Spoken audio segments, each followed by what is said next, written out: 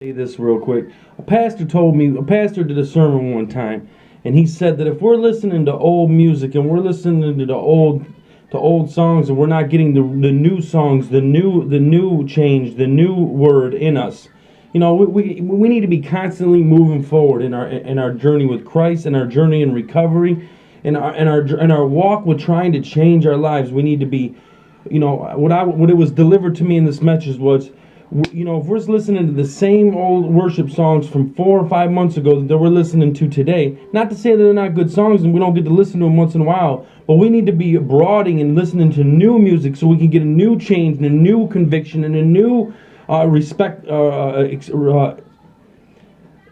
perspective of things. You know what I mean? So we need to be, broadening in our horizon on listening to music and getting into the Word and rereading the Word and reading the Word again and again so it can convict us and listen and reading new books about the Word and different things that all consider with the Word so that we can stir up that Holy Spirit, keep that Holy Spirit stirred up inside us. So, new songs, it's a new day. You know what I'm saying? What I was struggling with yesterday is not what I'm struggling with today. And God is using music and different things to help me and bringing that into my path so that I can, He can put a song or something in my path today that I can look at, and it can stir up some stuff into me, and I can look at it and I can grow in it. So if you're listening to the same old songs from 2 years ago in your car with the same CD, how are you growing on what you got going on today? Or are you growing?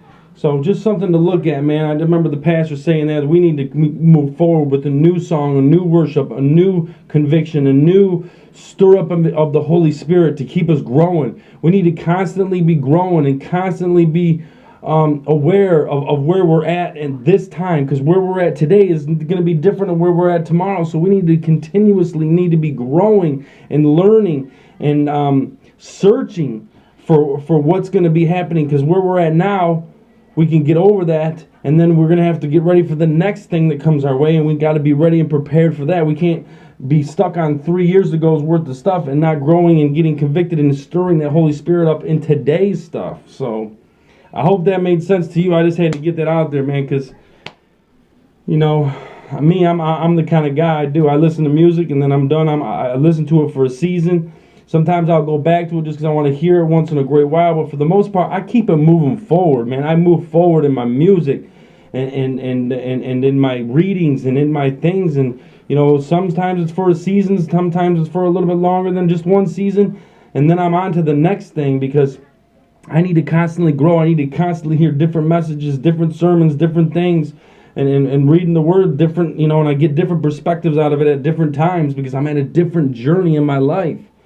So consistently grow, man. Consistently try new things. I know it's uncomfortable, but it's those uncomfortable situations that are going to get us to grow. We can't stay comfortable. We're creatures of habit. We like to stay what's comfortable and what we know. And we get static and stale in that situations, and we can't get that way. There's no lukewarm in this thing, man. We got to continue to stay on fire and keep that Holy Spirit moving and pushing us in those uncomfortable situations so that we can do good and do God's work, so we can grow and show people our testimony from where we've been to where we're at today. God bless you on a Sunday.